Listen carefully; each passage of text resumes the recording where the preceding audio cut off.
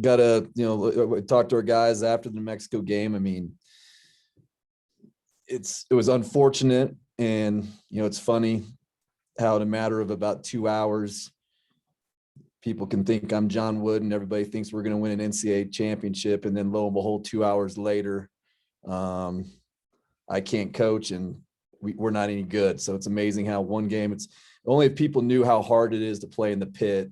And New Mexico actually has some really talented players. And so to lose that game, when we didn't want to lose that game, we didn't play necessarily well, give New Mexico credit. I mean, they made a lot of tough shots. We just didn't play well, but it's one game, and probably right now in the landscape of college basketball, there's probably about 10 or 12 teams in the country that have four losses or less. And so the sky isn't falling. We didn't go from being a top 25 team to being a team that's not, they can't win another game, but, our guys do know that, they got to respond the right way. And Air Force is a team that gave us all that they could handle at their place, having, Maldo making that shot at the buzzer to win it. And, they're a tough guard. We at least have one more day to kind of prepare, but, you also too can, trick yourself and really screw yourself up if you overdo it. So I think from last game, a few adjustments here or there. I thought Maldo was, for the most part, in terms of scoring the ball, did a terrific job. I'm sure they'll probably try to do some different things. Graham didn't have a great game down there. I mean, a lot of offensive fouls that I'm not sure I agreed with all of them, but those are some of the things that he's got to adjust to, because that's how they're going to try to guard him, is by flopping around. I mean, you watch any game that they play. I mean, with Nick Jackson, all he does is flop around. I mean, snaps his head back, gets underneath guys and just falls down. And so that's the only way you can guard him, is by flopping. And so hopefully we don't fall privy to the bait and take the bait on that. And we have to adjust as well. I mean, Graham has to adjust as well too, based off of how they're going to play him. So, but they're coming off a tough stretch where they've played some of the higher ranked teams in the league. But we expect them to be at their best on Saturday, and no, it won't be easy. Jeff, what do you think? They're coming into the game against you. They were only giving up about 67 a game. Now they're giving up about 81 a game. What's the biggest difference you've seen? And having watched, a couple games, I mean, I don't, in terms of some of the teams they played, have a tendency to play a little bit faster. And so, I think different teams, attack them different ways. I mean, when you're playing against that matchup zone, Jalen House had 42. They've had some guys that have, some guards that have really gone off on them. I mean, with House, Hamilton, Shavers last night, in terms of just, having to sit down in space and guard one-on-one. And that's always tough. Those weekday games for the cadets, I mean, having to play, those guys have been up since 5 a.m. They got to play last night at 8 o'clock. I mean, that's always tough. But, I just think it's a matter of where they're, for whatever reason. I mean, they're in the, they're doing what they're doing. But, for us, it's more just focusing on, what we did last game, but also too, just kind of using some of these last 3 or 4 games they played and just kind of seeing what some of the other teams are doing. But at this time of year, I mean, it's not like there's going to be a lot of adjustments being made on both parts, especially on such quick turnarounds. Jeff, did New Mexico have a better defensive plan for Maldo and Drake, or was it just kind of an off night for them offensively? Well, I mean, I'd like to probably use certain words, but in terms of the case of Maldo, I had people in the stands, my college coach who, has 2 courts named after him, who's seen a million college basketball games. And he was like, just couldn't believe how physical they allowed them to be with Maldo. I mean, it was, he wasn't necessarily generating all the contact. A lot of that was them. And you could see that they wanted to make amends, because, they could tell they were trying to bow their neck a little bit, because the last game Maldo, really punished them inside.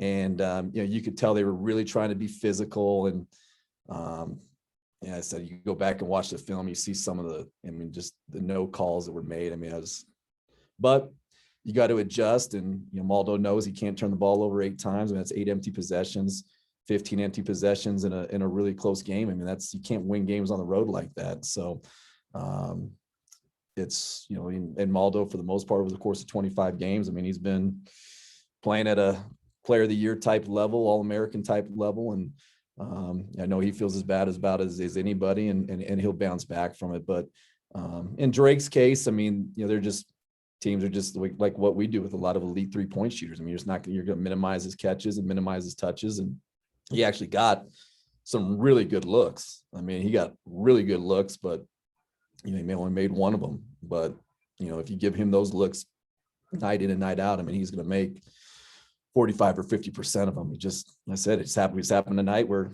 ultimately at the end of the day, it comes down to being a make or miss game. And I mean, in terms of shot quality, in terms of the quality of shots, I mean, the shot quality that we got were far superior to what they got, but give those guys credit, man. They made tough shots, and they made a lot of them.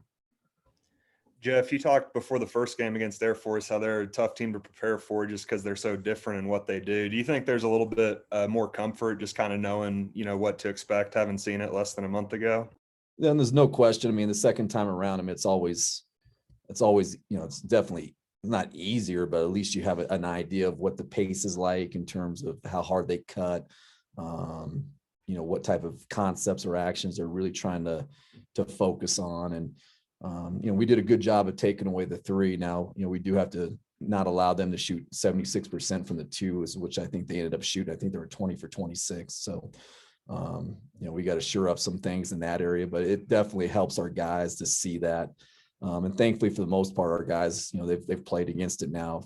The new guys 3 times, and this will be the 4th. And Maldo and Thompson, those guys, I mean, they've played against a lot. So it definitely will help to have played against it before. Jeff, do you think AJ Walker's the best Mountain West player nobody talks about? He's a really good player, and he just continues to get better. I think what he does too defensively. I mean, he's he's really tough. He's got really good hands. A lot of times he gets switched with what they're doing in the ball screen coverages. He gets put on the post a lot and does a really good job fighting with his feet. And then just it's kind of one of those old school guys, man. Guys nowadays, because they just don't play as much, to where they understand how to, slap that ball in the pickups. And he's really good when you're picking that ball up, of slapping that ball out of your hands. And, he's the guy that makes them go. I mean, he gave him a chance at San Diego State, and he played lights out in that game. And he's a really good player. He's been around a long time too. Jeff, you guys finally have a Saturday afternoon home game, which is kind of in the wheelhouse of a lot of your fans, what they look for. Are you able to appreciate how this has grown and built and the atmosphere you've created?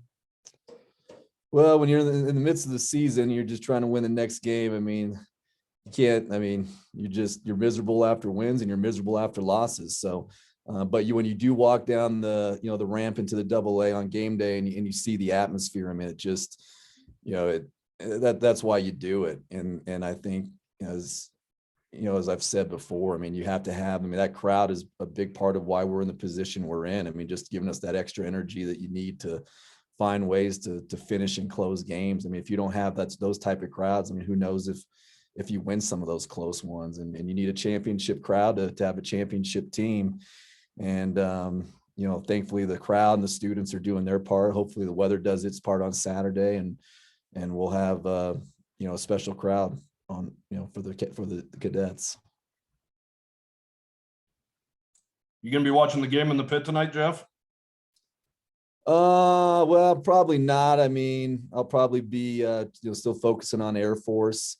It'll be a good one. I mean, it's, a lot of it, just like NCAA tournament in our league. I mean, a lot of it's matchups, and in New Mexico, as I've said to you guys, I mean, they're a tough matchup for us. I mean, Colorado State, I mean, that game with them at Moby was, that was down. That was a 1 possession game with 2 minutes left. And so, and New Mexico's playing better. I mean, give them credit. I mean, I said people see what their record is in league.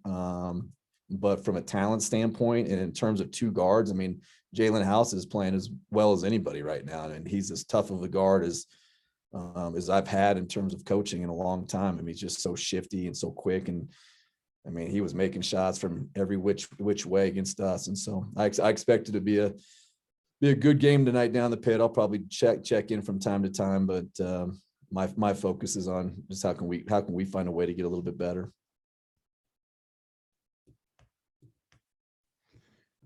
You know, Jeff, in some sports, sometimes guys will get to a challenging situation. Like you guys finally get ranked and you're supposed to be finish 8th in the preseason poll. Now you're ranked 22 in the country. Do you think maybe guys put a little extra pressure on themselves at New Mexico to try and show, hey, this is where we're supposed to be, instead of just relaxed and play?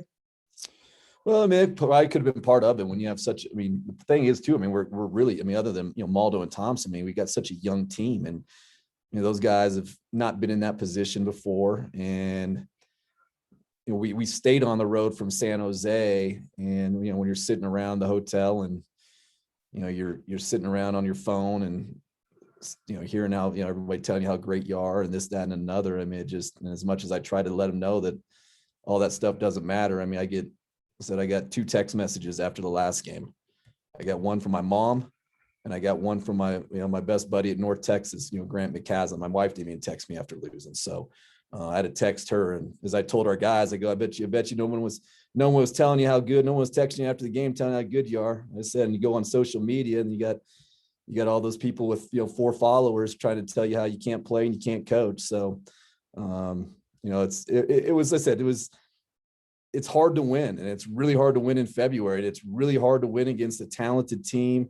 And a team that knows that the number 22 ranked teams in the country is coming to their home floor. I mean, they're going to be excited. And for us in 2 years time, amidst COVID and all the things and all the excuses that we could have made to not be in the position we're in. I mean, I don't think anybody thought 2 years ago people would be storming, people at the pit. I mean, the pit, New Mexico is historically one of the best jobs in the country. I mean, in terms of fan support, in terms of atmosphere, and for us to warrant the students to storm the court at the pit. I mean, I guess it shows you we're doing something right. But that number, the 22nd rank, whatever. I mean, it's just at the end of the day, can we just keep getting better? We control our own destiny, and if we don't continue to find ways to get better, I mean, we very quickly that 22 goes by the wayside, and you can be in 4th place in a hurry.